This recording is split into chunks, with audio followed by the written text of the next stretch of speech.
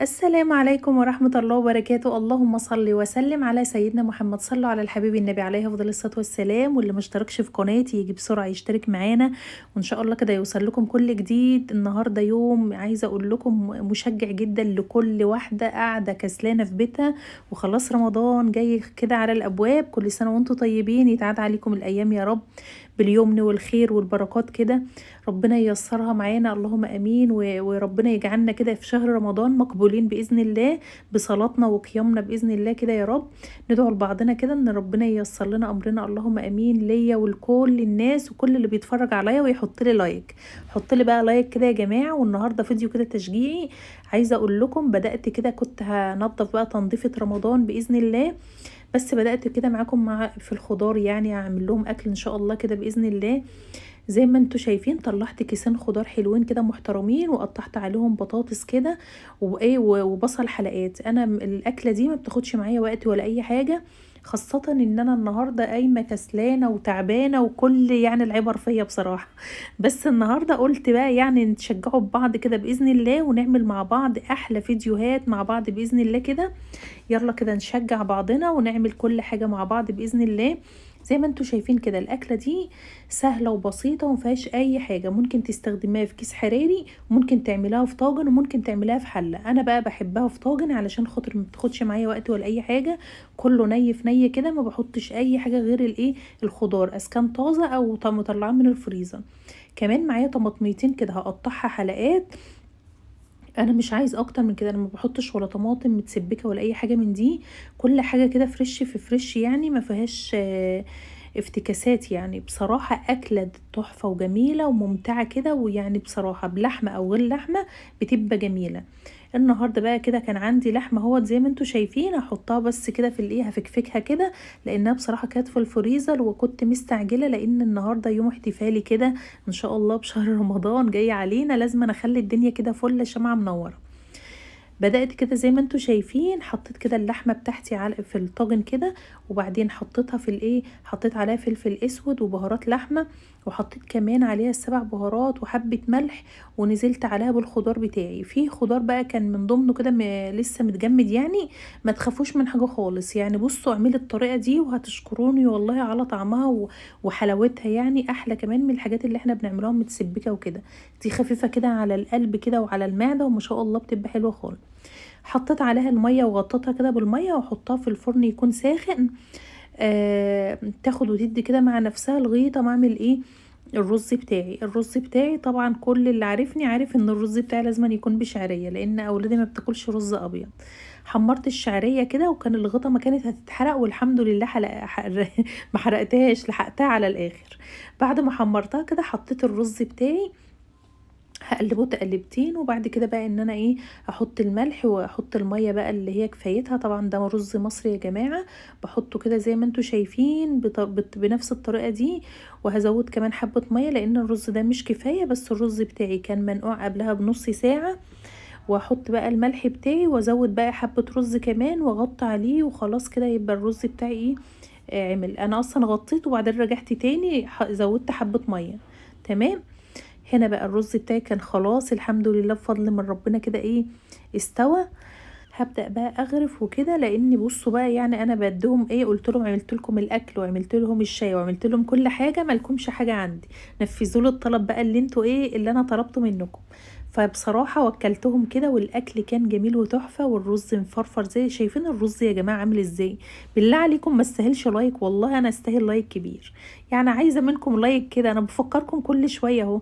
هنا بقى بصوا بقى الخضار بتاعي، والله عايزه اقول لكم تحفه فاخر كده من الاخر. هي مشكلتي بس ان الصاله ما فيهاش اضاءه كويسه يعني. اللحمه كده مهريه ومستويه. ما شاء الله ما شاء الله، يعني عايزه اقول لكم تدوب كده تدوب في البق كده. هبدا بقى ان انا ايه اغرف واظبط الاكل بتاعي. وكان كده ايه ده الاكل اللي احنا كلناه، وده الطاجن اللي احنا عملناه. هبدا بقى ان انا اغرف كده في الايه في الطواجن بتاعتي او في الاطباق بتاعتي. شايفين الخضار جميل كده ومستوي تحفه وما شاء الله عليه حلو. شايفين الوان الطماطم والخضار حلوه ازاي. هي بس المشكله زي ما قلت لكم كده ان الاضاءه وحشه شويه. هبدأ بقى كده احط كده في الاطباق، وما شاء الله عايزة اقول لكم الريحة بتاعت الطاجن ده يعني بتبقى مسمعة الغطا يعني عند الجيران والله. يعني اللحمة مع الخضار مع الطريقة دي كده شكلها جميل كده. هناكل وهنقوم بقى زي ما انتوا شايفين. ايه المفاجأة؟ عنولي بقى السجاد وكله بقى هيغسل كده زي ما انتوا شايفين، لان انا بصراحة خلاص مليت لازم يغسلولي. النهارده فيديو تشجيعي لكل من مكسلان بقى ان هو في بيته. رمضان خلاص، كل سنه وانتم طيبين داخل علينا كده. ربنا يا رب يمن علينا الايام دي بالبركات كده. اللهم بلغنا رمضان يا رب، يعني يجعل رمضان ده سعيد علينا كلنا، اللهم امين. ويقدرنا كده ونقدروا نقدروا نصلوا صلاة صحيحة ونقولوا الذكر بتاعنا ونصلوا صلاة التراويح كده. كل سنة وانتم طيبين. حبيت بقى قبل رمضان يعني افرح شقتي كده وانضفها واخليها كده زي الفل، عشان رمضان يا جماعة لما بيخش علينا كده بيبقى الوقت ضيق جدا جدا، بيبقى يا دوبك طبيخ صلاة كده يعني. فاليوم بيعدي بسرعة يعني، بيبقى ما فيش وقت خالص ان احنا نعمله اي حاجة فيه. زي ما انتوا شايفين كده خلاص رمضان قرب خالص وما ينفعش ان احنا نستنى اكتر من كده. قلت بقى يعني اغسل السجاد بتاع شقتي، بس كان في احتراط بقى لاولادي والناس دي كلها عايشين معايا في الشقة، ما يعني رافضين ان احنا نغسل وكده، علشان كمان يعني ان هم في ثانوية عامة وكده. فقالوا ان انا هعطلهم وكده. فرغبتهم يعني ان انا مزعلهمش، فاخترت الاختيار اللي هم عطوهولي. قالوا لي يا تغسلي الشقة اللي تحت بس والشقة اللي فوق بلاش، يعني عشان انتوا عارفين ان انا شقتي مقسومة ما بين شقتين في بعض، ومن ضمنهم يعني سلم ما بين الشقتين. طبعا انتوا عارفينها، انا موريها لكم قبل كده وكده.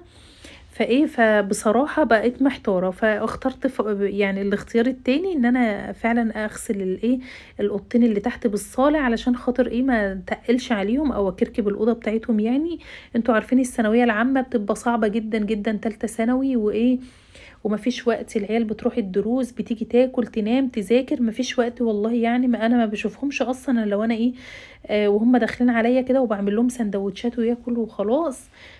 فانا ما حبيتش ان انا اضايقهم، وقلت مش مشكله اضايق نفسي السنه دي واغسل انا الجزء اللي تحت بس وبلاش اكركب. كمان الشقه اللي عندي فوق نضيفه شويه، يعني ما فيهاش هرت او كركبه كتير زي اللي تحت. وقلت بقى يعني امشط السجاد اللي فوق من غير ما عين سجاد ولا اي حاجه. بدات كده بالصاله اللي تحت كده زي ما انتوا شايفين، ان انا اغسلها وكده، واغسل السجاد دي سجادة الصالة. قلت ابدأ بها كده الاول علشان خاطر افضي مكان، لان دي اكبر سجادة بالنسبة للسجاد اللي تحت. غسلتها غسلة تمام التمام كده زي ما انتوا شايفين. وهبدأ بقى ان انا المها كده واعملها. ربنا يخلي لي يا رب جوزي وابني، هم بصراحة اللي عملوها لي، لان انا صحيا ما اقدرش بصراحة ان انا يعني اغسل ولا اوطي ولا اي حاجة من دي. ربنا يا رب يديكم الصحة والعافية. يعني بصراحة ما قدرتش، فهو قال لي انا هساعدك وكده. وبعدين هو كان فرحان خالص ان انا مش هغسل كل السجاد. انا شقتي كبيرة يا جماعة وفيها اكتر من من 17 سجادة. يعني ما عندي يعني سجاد كتير خالص. وانا عندي كمان تحت العفش، يعني كل السجاد بتاعي كبير وتحت العفش وكده. فصعب قوي، بيبقى يوم السجاد ده يوم صعب ان انا اغسله كله. فانا بضطر ان انا اغسله كله في يوم واحد، لان ما ينفعش اغسل على كذا يوم. ببل الشقة كلها في يوم واحد، وبعد كده بغسل حيطان وسقف وكل حاجة في يوم تاني.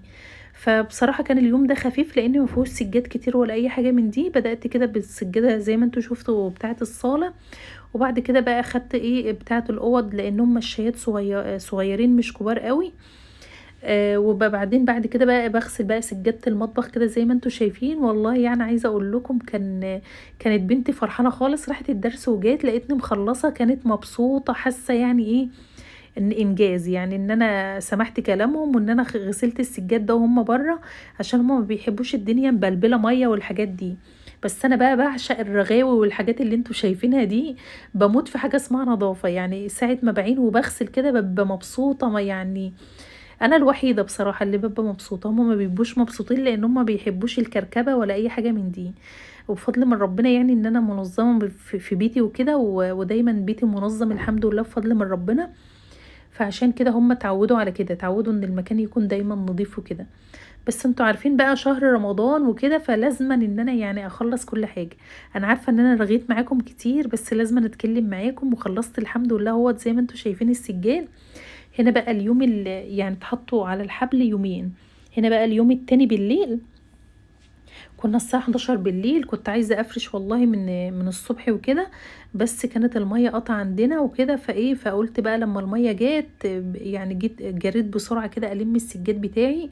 الحمد لله بفضل من ربنا نشف وزي الفل كده، هو زي ما انتوا شايفين. بنتي بقى بتلمهولي اهوت، احطه بقى في البلكونة وانزل بقى على طول. هخلي بقى شقتي فلة شمعة كده منورة، وعطرتها. يعني عايزة اقول لكم روايح بقى العيد ورمضان اكنها موجودة في بيتي. انا بحس بالاحساس ده، حتى اولادي بيقولوا لي يا ماما يعني احنا حاسين ان خلاص رمضان النهارده. يعني من كتر كده ما الشقه مرتبه وجميله كده وعطتها روح وريحه حلوه كده، ما شاء الله ولا قوه الا بالله. خاصه كمان بعد ما خلصت عطرت وعملت بخور، بس للاسف ما عملتش معاكم، لان بصراحه بعد ما قفلت افتكرت كده ان انا اولع حبه بخور كده، علشان انا بصراحه بعشق حاجه اسمها بخور.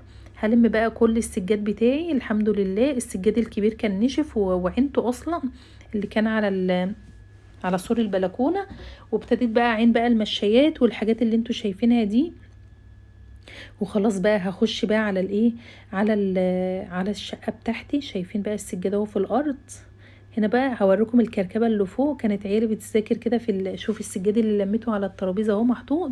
هنا بقى عيالي كانوا مكركبين الدنيا، لان في واحده كانت بتذاكر على الانتريه، فزي ما انتوا شايفين كده بوريكم الدنيا عامله ازاي من فوق يعني. هركب بقى التليفون بتاعي في الحامل بتاعي، ويلا بقى بصوا السلم ده اللي انا بتكلم عليه، الفاصل ما بين الشقتين. تمام. هبدأ بقى ان انا انفض كده الحافظة بتاعت الغطا. الحافظة دي والله يا جماعة كنت غسلاها ومسيقة وكل حاجة، بس كنت عايزة طبعا ادي للبلاط تلميعة وكده، علشان لما افرش السجاد بتاعي افرشه كده على على نظافة وكده. هبدأ بقى كده اكنس السلم ده. هو والله كل حاجة نظيفة الحمد لله بفضل من ربنا، بس انا بحب يعني يعني اتك على الحاجة علشان تطلع نظيفة كده وحلوة وما شاء الله. والله انا بتكلم معاكم اكني بتكلم مع اختي، مع صاحبتي، انا بتكلم معاكم بكل تلقائية اكني بكلم حد، والحد ده هيرد عليا. اتمنى بقى تكتبوا لي كده في الكومنتات شجعتكم ولا لا، ايه رأيكم في الفيديوهات اللي احنا بنعملها مع بعض وكده. فانا بصراحة بتكلم كده اكني بتكلم مع حد وبطبيعتي، يعني علشان في حد كده كان علق عليا وقال لي بطئي كلام شوية او بطلي كلام شوية. فطيب انا فاتحة فيديو تشجيع علشان نعمل مع بعض حاجات وكده. طيب انتوا عايزين ابقى ساكتة يعني؟ طيب اشغل الفيديو واتكلم على مش بنتكلم على الحاجات اللي احنا بنعملها مع بعض وكده؟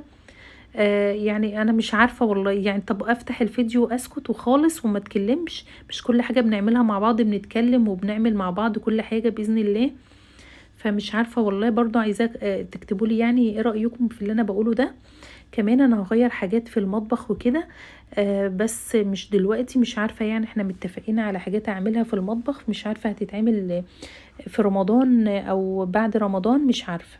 هنا بقى معلقه لكم زينه رمضان اهي، عملت لكم كده جو جميل كده، انه خلاص رمضان كده على الابواب، وحطيت لكم الفرع النور الجميل ده علشان خاطر صراحه كنت فرحانه كده ان انا بعمل الحاجات دي. هرتب بقى المطبخ زي ما انتم شايفين كده. همسح بقى الرخامات واحط كل حاجه مكانها. المطبخ انا غسلاه، الحيطان والرخامات وكل حاجه مخليها زي الفل. بس في دي ما صورتش معاكم بصراحه، لان ما كنتش اصلا ناويه يعني ان انا اصور الترتيبات او الروتين بتاعي النوادي. بس قلت لا، هكمل معاكم بفرش الشقه، غسيل السجاد وفرش الشقه وكل حاجه. حتى غسيل السجاد كنت عايزه اعمله في فيديو منفصل بس يعني، فقلت لا هخليها كلها كده مع بعضها علشان خاطر يبقى فيديو كده تشجيعي للي مكسل وكده، يقوم يتشجع بيا كده ان شاء الله ويعمل شقته. هنا بقى البوتاجاز بتاعي كنت غسلاه وكل حاجه، بس العيون بتاعته هي اللي ما كانتش اتغسلت كويس. قلت هفرش واعمل، وبعد كده هبقى اخد العيون بتاعتي يعني وانقعها يعني في المحلول اللي انا بحب ان انا احط كربونات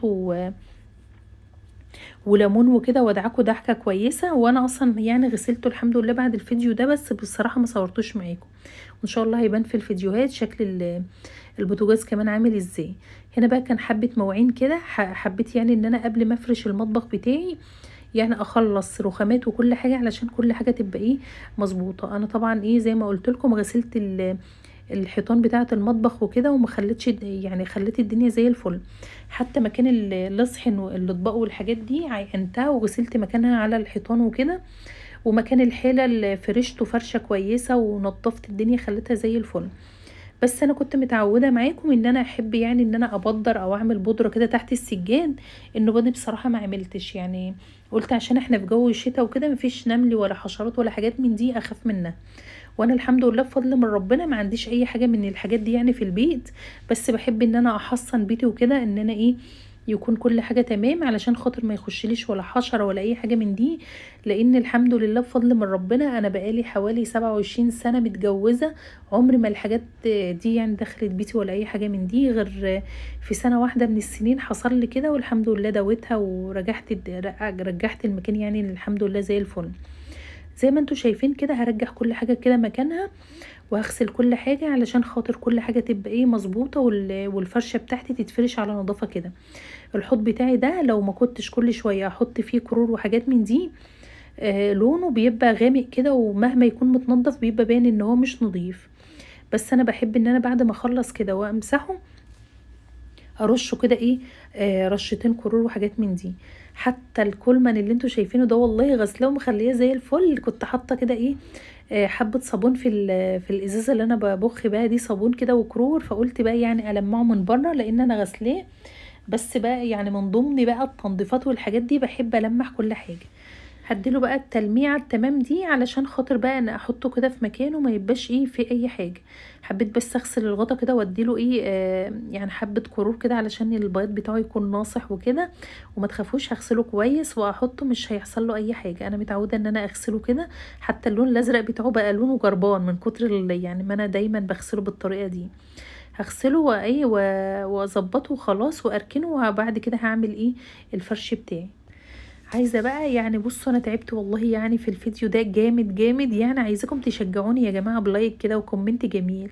يعني شجعوني انا اختكم كده، عايزه بقى حد يكلمني كده ويشجعني ويكتب لي في الكومنتات ايه الحاجات اللي بتعجبكم في القناه، ايه السلبيات، ايه الحاجات الحلوه، يعني كده اتكلموا معايا علشان خاطر الصراحه لما بعمل الحاجه وما بلاقيش اي كومنت او اي كلام فبتضايق وبحس ان انا بعمل حاجه يعني اللي هي ايه ما بتفيدكمش او ما بتشجعكمش او كده. فانا حابه كل حاجه كده ايه نعملها مع بعض، تكتبوا له وتقولوا لي رايكم ايه. ودايما دايما بتنسوا اللايك، اعملوا لايك يا جماعه علشان خاطر الفيديو بتاعي كده يوصل ويبقى جميل كده باذن الله. هنا بقى كنت بقى بديت بقى ان انا ايه اكنس الارض بتاعتي كده. انا كنت ملمعاه وكل حاجه بس هلمعها تاني معاكم علشان بس كنت حاطه في الايه في في السبت اللي انا بغسل بيه او السطل اللي انا بغسل بيه، يعني بحط فيه حبة ايه معطر وبحط كمان ملمع ارضيات، فكل حاجة كده تبقى جميلة. هنا بقى بعد ما كنست خلاص المطبخ وخليته زي الفل، همسك بقى الايه الاوضة بتاعتي انضفها كده تنظيفة حلوة. وما كنتش يعني كنت ناوية الم ملايات السرير وكده واصبن، بس بصراحة كنا متأخر خالص لان كمان المية كانت قطعة ولسه جاية. فما قدرتش بصراحة، قلت خلي يعني ترويق السرير والحاجات دي يوم تاني. كمان ان انا عملت للسرير ده بالذات كفر كده خيطته على ايدي وعملته ما شاء الله جميل، ويعني لما تشوفوها هيعجبكم جدا. لو انتوا حابين ان انتوا تشوفوها هوريهولكم باذن الله. هنا بقى كانت السجادة بتاعتي كنت حاطة حافظة هنا كده فبتعمل لون فمبوظالي الارضية خالص. هبدأ بقى ان انا اكنس كده ان الغطا يعني الكرسي والسرير الصغير اللي في الأوضة ده كنت عيناه وكنساه وكل حاجة، بس برضه هلمع معاكم. هنا البلكونة اللي هي يعني بصراحة بتعمل كل احزاني، يعني اشوي سمك فيها، اعمل برمة، اعمل حاجات كتير محطوطة كده الفرن فيها واخدة فيها كل كركبتي. بحب ان انا اعمل فيها كل حاجة. هنا بقى الأوضة بتاعتي اللي أنا بحبها اللي هي بتاعت المكان بتاعي، بس للأسف محطوط بلا فايدة يعني. هبدأ بقى يعني ان انا برضو كنت ماسكه فيها نيش وكده، والنيش ده مسكته برضو نضفته وغسلته وخلته زي الفل، ما خلتش فيه ولا حته ترابيه كده. هبدأ برضو ان انا اكنس كده الاوض والصاله وكل حاجه لغايه ما نخلص كل الشقه كلها. هنا بقى هبدأ بقى ان انا ايه يعني انضف الشقه. هنا المعطر، هو المعطر ده بالعود يا جماعه، عايزه اقول لكم تحفه وجميل وريحته ايه نفاذه كده وجميل، انا بحب اصلا الريحه دي. هبدأ بقى احط حبة كده في المية بتاعتي وايه والملمع الارضيات حطيته في الاواخر خالص. تمام. هنا بقى احط هنا حبة كرول لان البلاط غامق شوية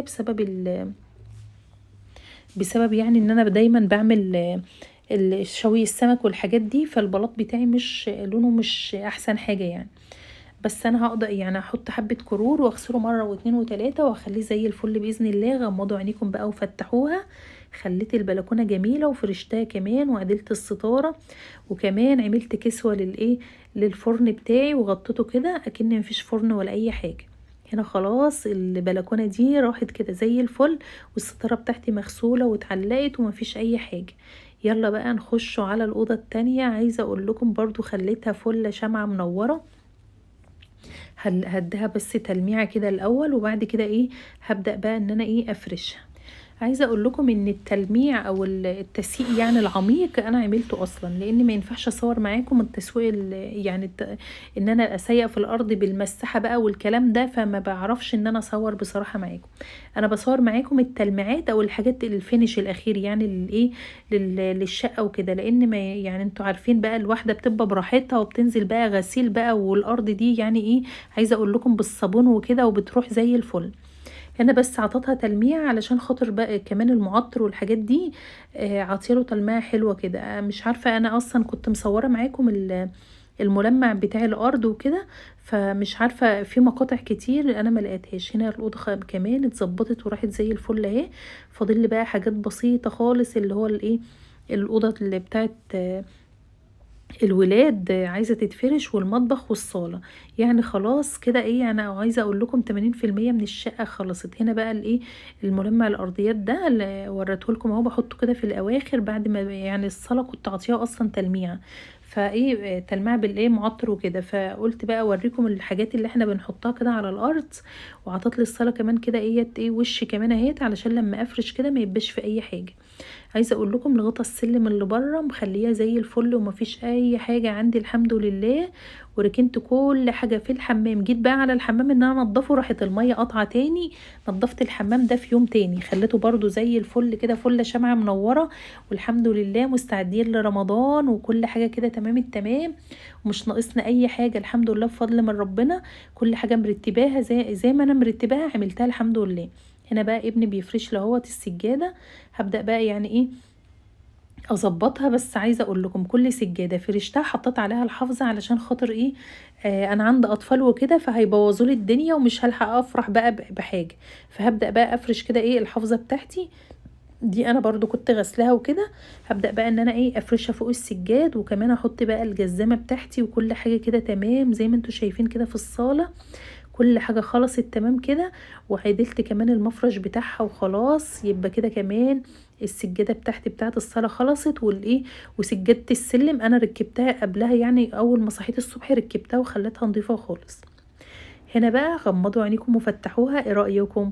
فكمان فرشت الأوضة وخليتها كده فل شمعة منورة، واحط كمان عليها الحافظات بس ما صورتش معاكم دي. وكمان الصلاة بتاعتي خلصت والستاير اتعدلت والجزامة وكل حاجة تمام التمام. اللي يوصل لغاية هنا من الفيديو ما ينسنيش يا جماعة في لايك وسبسكرايب ودعوة حلوة من قلبكم، واكتبوا لي في الكومنتات ايه رأيكم في الحاجات اللي احنا بنعملها. بصوا بنده لابني بقول له بسرعة بسرعة شيل الحاجات اللي على السلم دي، لان دي حافظة هحطها فوق السجاد اللي في المطبخ. وخلاص كده خلصت الشغلانة بتاعتنا، او خلص اليوم بتاعنا بترتيبة وراحة نفسية. عايزة اقول لكم ما بعدهاش راحة. اتمنى يعجبكم الفيديو. ما تنسونوش في لايك وسبسكرايب.